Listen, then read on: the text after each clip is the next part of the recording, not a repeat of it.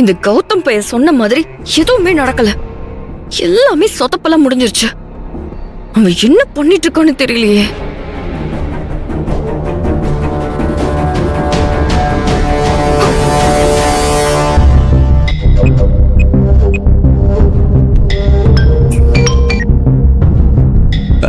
அக்கா, என்னக்கா செம்ம ஹாப்பியா இருக்கீங்களா?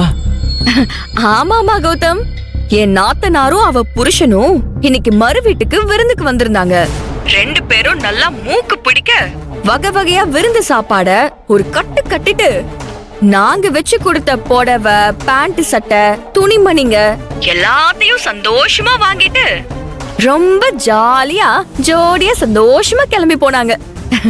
அத பார்த்து நானும் மனசு பூரிச்சு போய் ரொம்ப ரொம்ப சந்தோஷமா இருக்கேன். அக்கா, என்னக்கா சொல்றீங்க? ரோகிணியா அவன் புருஷனும் ஜாலியா கிளம்பிட்டாங்களா? ஆமாண்டா, என்னமோ பெருசா பில்டப் கொடுத்த. ரோஹிணியோட புருஷனை உசுப்பேத்துற மாதிரி பேசிட்ட. அப்படிலாம் பேசுற? அவன் ரோஹிணி மேல ரொம்ப காண்டாயிட்டான். விருந்து முடிஞ்சு போறதுக்குள்ள ரோஹிணி கிட்ட அவன் பெரிய பிரச்சனை பண்ணி எல்லாரையும் அவமானப்படுத்தி அவளையும் இங்கே விட்டுட்டு போயிருவான். அது இதுன்னு சொல்லி சீன் போட்ட. ஆனா நீ சொன்ன மாதிரி எதுவுமே நடக்கலல. அக்கா, நீங்க சொல்றது என்னால நம்பவே முடியலக்கா. அந்த குமரகுரு கிட்ட நான் பேசின பேச்சுக்கு ஒரு பெரிய கலவரமே நடந்திருக்கணுமேக்கா. அப்ப நான் என்ன உன்கிட்ட போய் சொல்றேனா? கலவரமும் நடக்கல, ஒரு மண்ணும் நடக்கல. நீ போன் பண்ணி முடிச்சதும் கொஞ்ச நேரம் அவன் மூஞ்சி தூக்கி வச்சுட்டு கோவமா இருந்தான். பாதி சாப்பாடோட எழுந்திருச்சு போனான். சரி, இன்னைக்கு ரோஹிணி வாழ்க்கையில இடியும் மழையும் சேர்ந்து ஒரு பெரிய புயலே அடிக்க போகுதுன்னு நானும் சந்தோஷமா காத்துக்கிட்டு இருந்தேன். ஆனா அப்படிலாம் எதுவுமே நடக்கல. ரோஹிணி அந்த பையன்கிட்ட போய் தனியா பேசினா. கொஞ்ச நேரத்துல அவன் சந்தோஷமா ரோஹிணியோட திரும்பி வந்து மறுபடியும் சாப்பிட உட்கார்ந்து சும்மா வெளுத்து வாங்கிட்டு தான் எழுந்திருச்சான்.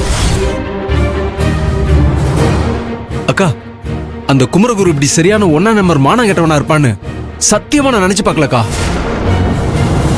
ஒருத்தனோட புது பொண்டாட்டிய பத்தி இன்னொருத்தன் அவனுக்கே தெரியாத விஷயத்த எல்லாத்தையும் சொன்னா எவனா இருந்தாலும் கோவமும் கொலவெறியும் வரும்க்கா. ஆனா நான் அந்த குமரகுரு பையன்கிட்ட ரோகிணியை பத்தி அவ்வளவு தூரம் சொல்லியும் அவன் அதையெல்லாம் எதையும் பெருசா எடுத்துக்காம விருந்து சாப்பிட்டு வாயை தொடச்சுக்கிட்டு சீரா கொடுத்த பேண்ட் ஷர்ட்டையெல்லாம் வாங்கிட்டு ரோகிணியை கூட்டிட்டு கிளம்பி போயிட்டானா அவன் பெரிய அவன் மானகெட்டவனா இருப்பான் போல இருக்குக்கா. இதுக்கு மேல அவனை ஒண்ணுமே பண்ண முடியாதக்கா. அப்படி சொல்லாத கௌதம். பாறைக்கு வெடி வெடிச்சும் உடையலனா அது உடையாத பாறைன்னு ஒண்ணும் அர்த்தம் இல்ல.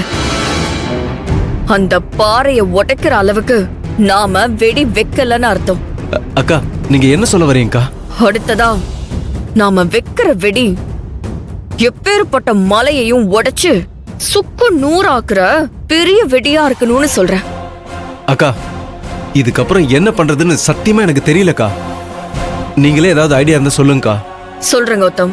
ரோஹிணி குமரகுரு கூட நிம்மதியா சந்தோஷமா ஒரு நிமிஷம் கூட வாழ வைக்க கூடாது. அப்படி அவங்க வாழாம இங்க வாழாவட்டியா வந்து இருந்தாதான் ஆதிரியும் பிரபுவும் கதறி துடிச்சு அழுவாங்க.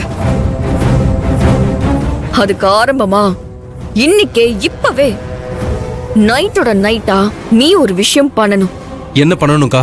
நான் சொல்றத நல்ல கவனமா கேட்டுக்கோ. இன்னைக்கு நைட் நீ ரோஹிணியோட வீட்டுக்குள்ள போற.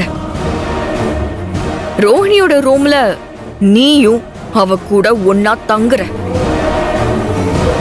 உங்க 2 பேரையும் பார்த்துட்டு குமரகுரு கோவத்துல கொந்தளிச்சு போய் ரோஹிணி கண்ணத்திலேயே அரைஞ்சு அவ முடிய புடிச்சு தர தரன்னு இழுத்துட்டு வந்து இந்த வீட்ல அவளை வாழா வெட்டியா விட்டுட்டு போயிடணும். என்ன சொல்ற? அக்கா, என்னக்கா சொல்ற? குமரகுரு ரூமுக்குள்ள இருக்கும்போது என்னால எப்படிக்கா போக முடியும்? முடியும்னு நினைச்சா முடியும் கௌதம். ரோஹிணியோட வீட்டுக்குள்ள போய் வெயிட் பண்ணு. குமரகுரு அசந்த நேரமா பார்த்து அவனுக்கே தெரியாம அவன் ரூமுக்குள்ள போயிரு. அதுக்கப்புறம் குமரகுரு உன்னையும் ரோஹிணியையும் சேர்த்து வச்சு பார்த்தானா கண்டிப்பா அவன் ரோஹிணிய மன்னிக்கவே மாட்டான். நீ இப்பவே கிளம்பு. இன்னைக்கே இந்த வேலைய கச்சிதமா செஞ்சு முடி. ஓகேவா? அக்கா என்ன இந்த நேரத்துக்கு வெளியில போறதுக்கு வேல்விழி விட மாட்டாளேக்கா. டேய், என்ன கௌதம் இதெல்லாம் ஒரு காரணமா சொல்லிக்கிட்டு இருக்க? வேல்விழியை எப்படியாவது சமாளிச்சுட்டு நீ கிளம்பி போ.